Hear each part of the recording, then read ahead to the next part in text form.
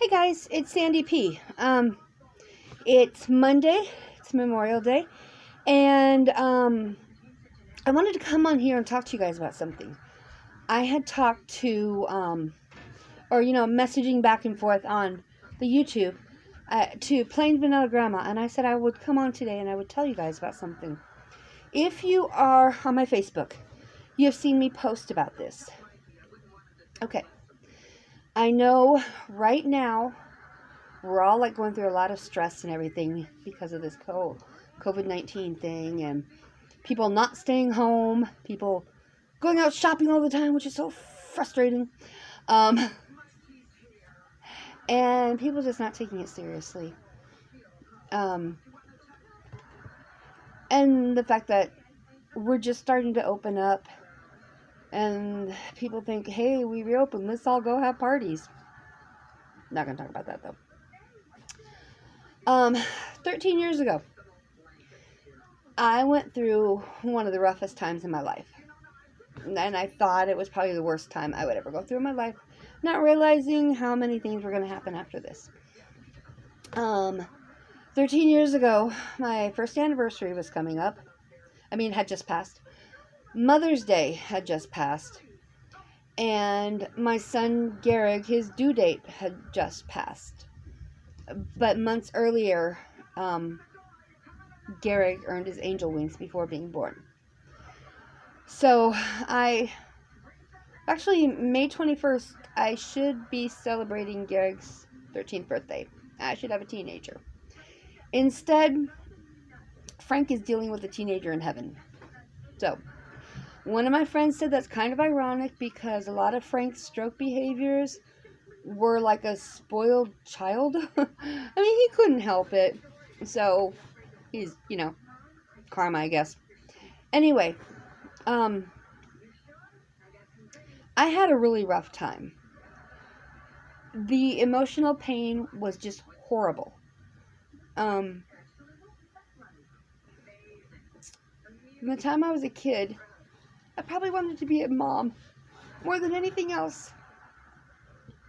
I babysat, I was a nanny, I worked in the schools, kids were my life. And our first anniversary coming around too it was rough. I was working. We were struggling financially. We did our whole marriage. We struggled financially. But the emotional pain got to be too much for me. And the only way that I thought at the time to make the emotional pain go away was physical pain. My choice for the physical pain was to take a sharp object to my arm. And those of you who know me, which none of you really know me this much to know this part of it, I cannot stand the sight of blood. So the fact that I was in that much pain that I was willing to cut myself and see myself bleed. Yeah. I can't stand the sight of blood. But I did that. But I also realized I needed help. That wasn't a good thing to do. And so the next day, I went to school. I had my arm all wrapped up, which is part of the reason why Frank's tattoo is on this arm, because this is the arm that I had cut. Because I know I will never do it again because I don't want to ruin his tattoo. But anyway, I went to the school that I was working at, and I wrote everything down in a letter. I walked into our school nurse's office. The school nurse is one of my best friends at work. I gave her the letter, and I walked back to the classroom I worked in. She read the letter, she came down to that classroom, and she took me to the office. While I was sitting there, she called our principal. She called the school counselor. She called the person that I had been a nanny for earlier because she was a teacher at that school. And they sat in the office with me. my principal took me to the crisis center because it was, it was the next step in what to do. Talk to the counselor, talk to everything. Crisis center was my next step. So she called the crisis center, said that they were bringing me in. So she brought me in, which I thought was, she, she didn't have to do that, but, she took me to the crisis center. At the crisis center, they talked to me, and they had to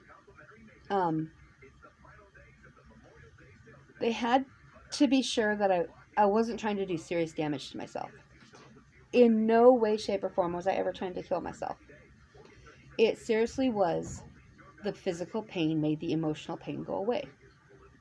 It was the only way I knew at the time to deal with it. So since the counselor realized that that's what it was, he found a counselor for me to go see. The crisis center found me a counselor. And luckily this counselor in Washington, D.C., his office was just like 2-3 blocks down from our apartment. So I started off by seeing him. I started off by going, I think, 3 days a week. And eventually we dropped down to 1 day a week, and then once every other week. And eventually we got to once a month. But I saw him for a full year. And Big Bang Theory, Sheldon can say he's not crazy. His mom had him tested. I'm not crazy. My counselor said so. But during my year of seeing him, he taught me a lot of different coping mechanisms and stuff. Never any medication, because I was never depressed. Never a need for medication. That there was other ways for me to cope. But he did tell me that there really is a middle child syndrome, and I am a prime example of it. He said that will be something that is just who I am. And I have severe separation anxiety. So even just a normal goodbye is harder for me than for, like, your next door neighbor or whatever. It's like my move, when I go to move, I'm a mess about that. So everything I'm dealing with right now, off the scale. He did tell me that one of the best things that, for me, never keep anything inside. To always talk to somebody. He said if you can't talk to somebody, write it. When I knew what I was doing was wrong, I couldn't tell anybody. I could write it. So I wrote it to our school nurse, and that was one of the signs that they said they knew that I wasn't really trying to hurt myself permanently. It was a cry for help, and that I asked for the help, and I got the help. But he said, talk as much as I want. So I did, and it got me through a lot. Just Frank's stroke, the cancer, everything. 5 years ago was when I really started talking to my mom a lot. I mean, I've always talked to my mom a lot. But 5 years ago was when the anxiety and all that stuff started. And it was something I had seen on the news, something that was happening in Baltimore. There were riots in Baltimore. Baltimore was my home away from home. It's a city I love. I love that city.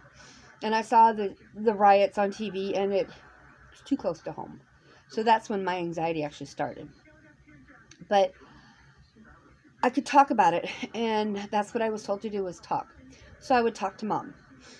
And even she, even like my mom would do, would just let me, talk. And then she would say, breathe. That's all I needed. Then when I lost my mom, well, also before this, I guess, Frank would be there for me to talk to. But after Frank's stroke, no fault of his own, he was physically there, but not always there. Sometimes I love him dearly and I will miss him forever. But sometimes, no fault of his own, it was almost like talking to a wall. And I needed feedback sometimes. So I started writing. I have my journal. I write in my journal. Those of you who are on my Facebook friends know that I write a lot on Facebook. I've had people complain about the stuff I post on Facebook. I need to do it for me.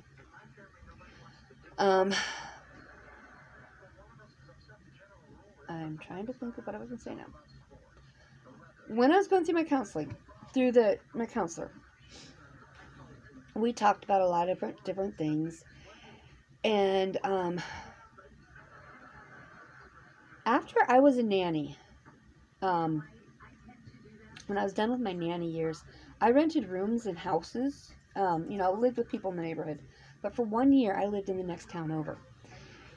And the place I lived, it was a townhouse. And there was a couple, and they rented out 2 rooms in their house. I rented one, and then there was somebody else who rented the other.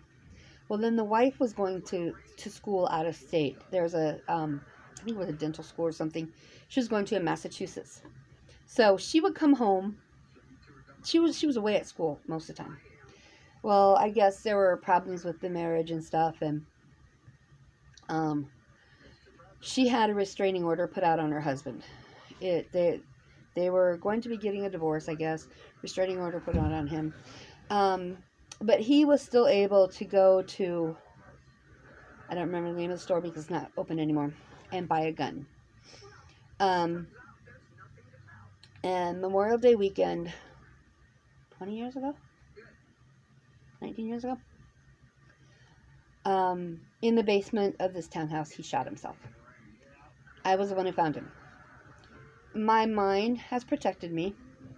I don't remember seeing the gun. I don't remember seeing the blood. I don't remember the note. I don't remember seeing I guess there was alcohol on the table and everything, and my mind has blocked it all out. That was one thing that I talked to my counselor about. Because initially when that happened, I had seen a counselor, and that counselor told me that I had to remember everything or I would never get over it. Well, my counselor that I saw for a year, he told me because of that alone, I had every right to be crazy, but I'm not. So, I'm not. But he said that's part of, I may have flashbacks from that sometime, but so far I haven't. But I just wanted to come on and tell you guys this, tell us a little bit more about me. And I mean, right now, that emotional pain that I had 13 years ago, it's like 100 times as much. But I'm okay. I cry a lot, but I'm okay. That year of counseling had made me stronger. I write a lot about what I'm feeling. Talking isn't always easy. The phone thing I had problems with. I can talk on the phone sometimes. I still have problems. And the anxiety's there. But I'm going to be okay. I just want anybody who's going through anything like this, reach out for help. If you need to message me, I will get you the help you need. I was lucky. I had a school nurse who wasn't there just for the kids. She was there for the staff too. I love her dearly. When Frank had a stroke, she called me. She's in Maryland. I'm in Arizona. She was calling me to make sure I was okay. So, be there for each other. I know it's kind of a downer thing. It was just me talking to. I just took a shower and washed my hair, so that's why it's looking like this. And yeah, no haircuts. Getting longer. Anyway, love you guys. Stay strong, stay sane, be safe. We'll get through this. Bye.